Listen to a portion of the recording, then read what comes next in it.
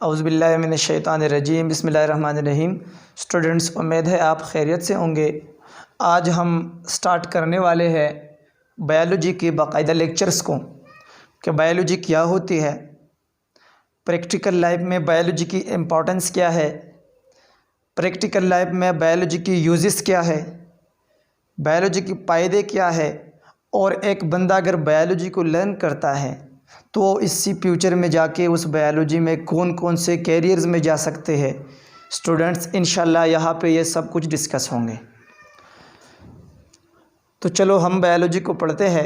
ये तो जनरल बातें हैं क्योंकि आपको पहले से पता है कि bio mean life and logos mean study. So the study of the life is called biology.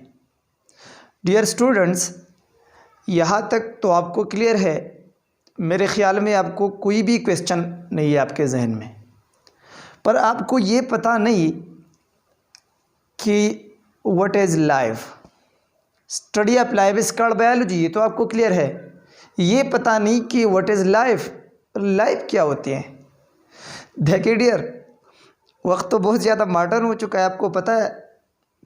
मैं अगर आप में से एक स्टूडेंट से पूछ लूँ कि लाइफ क्या है, तो आपका आंसर होगा कि लव इज़ लाइफ, ये होगा ना आपके आंसर। लेकिन डियर, ये तो मॉडर्न बात है, आपको जो आते हैं ये मॉडर्न बात है। अब मुझे जो पता है, अपनी सिंप्लिसिटी को देखकर मुझे जो पता है वो आपको पता नहीं। लाइफ क्या है ये आप लर्न करने वाले हैं। तो students, group of characteristics which differentiate living things from non-living things is known as life. Dear students, living और नॉन लिविंग थिंग्स के दरमियान कुछ फ़र्क होते हैं। आपको पता है कि मैं वॉकिंग कर सकता हूँ, ये चेयर जो पड़ी हुई है ये वॉकिंग नहीं कर सकता।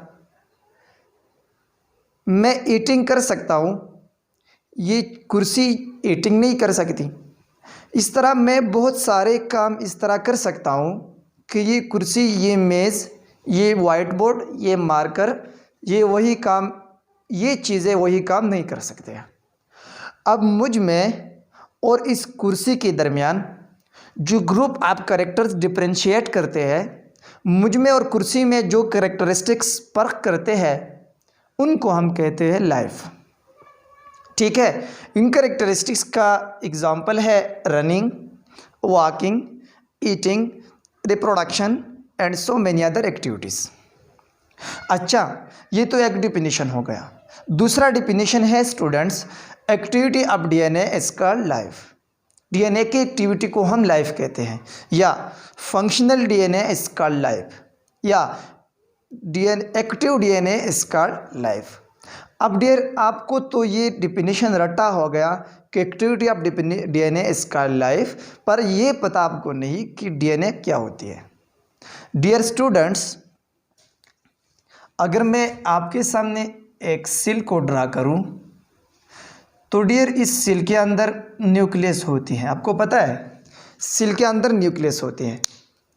अब न्यूक्लियस के अंदर क्या होती है? न्यूक्लियस के अंदर बीड्स लाइक स्ट्रक्चर होती है। उस बीड लाइक स्ट्रक्चर को हम कहते हैं क्रोमोसोम्स। क्या कहते हैं? क्रोमोसोम्स कहते हैं।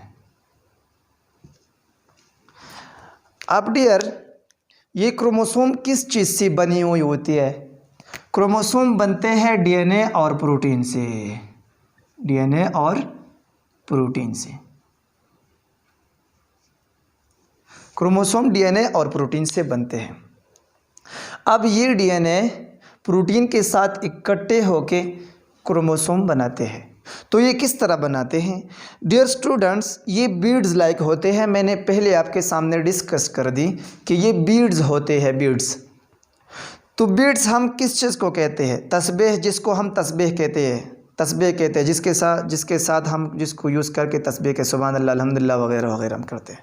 अच्छा, एक बात याद हो गया, रसूलुल्लाह सल्लल्लाहु अलैहि वसल्लम की हदीस है कि जो बंदा दिन में 100 मरतबा सुभान अल्लाह व बिहम्दिही पढ़े, इस बंदे के तमाम गुनाह माफ़ हो जाएंगे।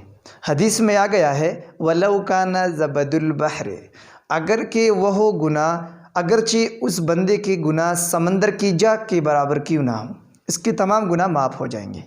अच्छा, एक और ज़िक्र का फ़ायदा मैं आपके सामने बता रहा हूँ। डियर स्टूडेंट, रूहानियत को आपने अच्छा रखना है।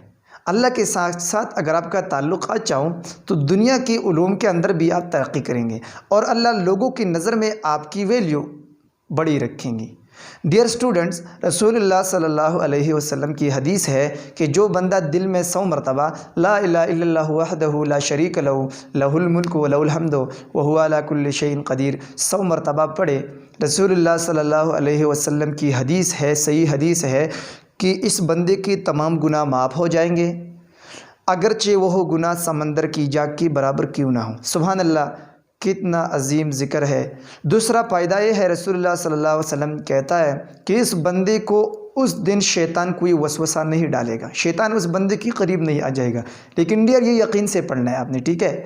और डियर तीसरा फ़ायदा ये है कि ये ज़िक्र 100 मरतबा पढ़ने से एक बंदे के दिन के तमाम अमल इस तरह हो जाते हैं कि कोई भी बंदा इस तरह नहीं होता है जिसके अमल उससे बेहतर हो। तो डियर, मैंने बात कहाँ से कहाँ तक चली गई। मैंने आपसे कहा कि ये बीड्स लाइक स्ट्रक्चर्स होते हैं, क्रोमोसोम बीड्स होते हैं, तस्बीह होते हैं। अब उस बीड्स में आपको पता है कि बीड्स के अंदर दो चीज़ें होते हैं, एक दाने होते हैं और एक तार होती हैं, धागा होती हैं।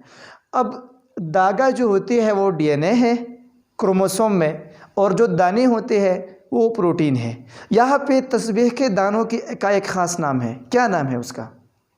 हिस्टोन। यहाँ पे प्रोटीन जो होते हैं वो हिस्टोन प्रोटीन होते हैं। अब हिस्टोन प्रोटीन की बायोटाइप्स है, हम उसकी तरफ नहीं जाते, लेकिन डीएनए क्रोमोसोम के अंदर एक धागे की हैसियत से मौजूद होता है, तो थ्रेड लाइक स्ट्रक्चर है। तो डियर यहाँ पे मैं आता हूँ डीएनए को, यहाँ पे सिर्फ ये टॉपिक, ये बात अब मैंने डिस्कस करनी थी कि DNA is a thread like structure, एक धागे की तरह चीज़ होती है जो न्यूक्लियस के अंदर क्रोमोसोम में मौजूद होते हैं, और ये डीएनए पेरेंट्स से ऑफस्प्रिंग्स को कैरेक्टर्स मुंतकिल करने के लिए रिस्पॉन्सिबल होती हैं। तो thread like structure which is present in the chromosome of the nucleus and responsible for the transfer of characters from the parents to their offsprings is known as DNA. Understand और not? समझ गए, ठीक है। Activity of DNA is called life. अब ये DNA की activity क्या होती है? डियर स्टूडेंट्स, जब न्यूक्लियस के अंदर ये डीएनए मौजूद होती है तो डीएनए से न्यूक्लियस के अंदर मैसेंजर आरएनए बनती है। डियर स्टूडेंट्स, हम प्रोटीन सिंथेसिस में उसकी कंप्लीट डिस्क्रिप्शन करेंगे इंशाल्लाह, लेकिन अभी ये शॉर्ट कॉपी है। जो मैसेंजर आरएनए न्यूक्लियस के अंदर बनते हैं वो मैसेंजर आरएनए साइटोप्लाज्म में आके राइबोसोम के साथ मिलते हैं। राइबोसोम ये मैसेंजर आरएनए देख के अपने दोनों सब यूनिट्स को मैसेंजर आरएनए के साथ ज्वाइन करते हैं। ये मैग्नीशियम बाइवेलेंट आयन के साथ ये ज्वाइनिंग हो जाती है। फॉर योर इंफॉर्मेशन, अब राइबोसोम्स इस मैसेंजर आरएनए को रीड करके साइटोप्लाज्म में प्रोटीन सिंथेसिस करते हैं। जिस तरह डीएनए से ये मैसेज आ गया है, उस मैसेज को रीड करके उसकी तरह प्रोटीन बनाते हैं। तो डीएनए का फंक्शन क्या हो गया डियर? इन शॉर्ट, डीएनए का फंक्शन प्रोटीन सिंथेसिस हो गया। ये ब्लूप्रिंट प्रोवाइड करते हैं प्रोटीन सिंथेसिस के लिए। तो डियर, प्रोटीन सिंथेसिस डीएनए का फंक्शन हो गया। अब जब तक एक सेल प्रोटीन सिंथेसिस करती है, एक लिविंग ऑर्गेनिज्म के अंदर प्रोटीन सिंथेसिस होती है, तो इसका मतलब ये है कि इसका डीएनए एक्टिव है। इसका डीएनए एक्टिव मतलब ये है कि इसमें लाइफ है, और लाइफ की स्टडी को हम कहते हैं बायोलॉजी। तो students, animals, humans, plants, various microbes having the life and the study of those life is known as biology. तो हम बायोलॉजी के अंदर उन किस्म की चीज़ों के ऊपर डिस्क्रिप्शन करेंगे। डियर स्टूडेंट्स, कभी हम बायोलॉजी के अंदर एक लिविंग ऑर्गेनिज्म के स्ट्रक्चर को देखेंगे तो इसको हम मॉर्फोलॉजी कहते हैं। कभी लिविंग ऑर्गेनिज्म के अंदर हम एक ऑर्गन होती है, उसके हम फंक्शन देखते हैं, इसको हम क्या कहते हैं? फिजियोलॉजी कहते हैं। इसके अंदरूनी स्ट्रक्चर देखते हैं तो इसको हम एनाटॉमी कहते हैं। इस लिविंग ऑर्गेनिज्म का माशरे में क्या ताल्लुक़ है, माशरे के लोगों के साथ, प्लांट्स और एनिमल्स और माइक्रोब्स के साथ उसका क्या ताल्लुक़ है, और इस ताल्लुक़ की वजह से माशरे के ऊपर क्या असरात है, इसको अगर हम पढ़ेंगे तो इसको हम एनवायरमेंटल बायोलॉजी कहते हैं।